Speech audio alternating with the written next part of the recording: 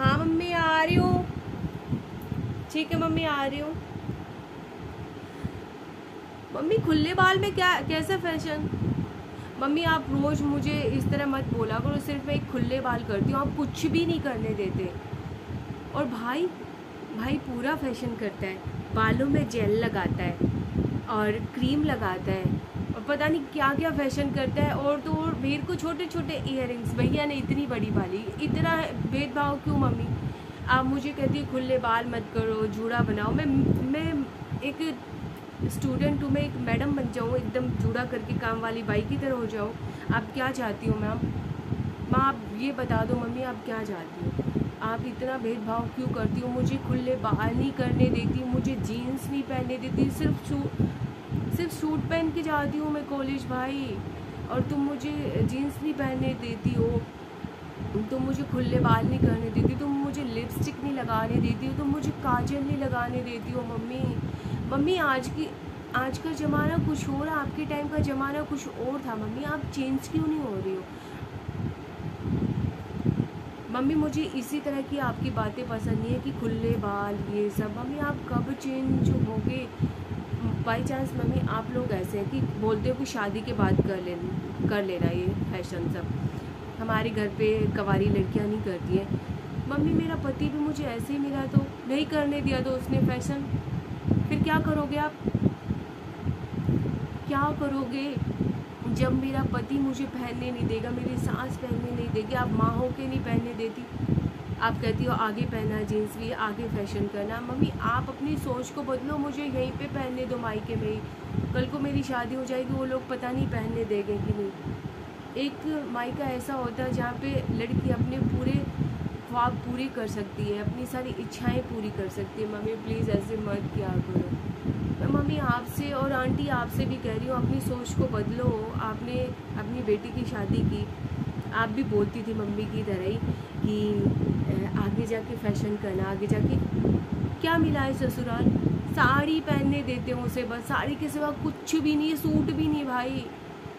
ऐसे कैसे जीवन बताओ मम्मी? फिर आप मम्मी आपको सब पता है फिर भी आप वैसे, मम्मी आप भेदभाव क्यों करते हो लड़का लड़की में? आंटी आपने भी बहुत भेदभाव किया है, आपने क्या किया उस लड़की के साथ, अपनी बेटी के साथ?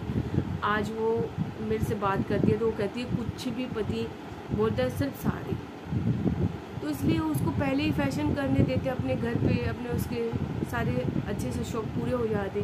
तो मम्मी आप मम्मी आंटी बदले ना बदले, आंटी आप भी समझाओ। और मम्मी आंटी बदले या ना बदले, मम्मी आपको बदलना पड़ेगा मेरे लिए,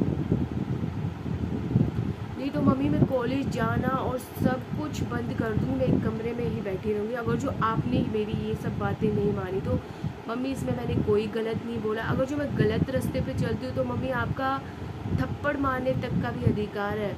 बट मुझे मेरा दिल करता है फैशन करने का, या फिर कोई भी, मम्मी मेरा भी दिल करता है, सब लोग लड़कियां करके आती हैं।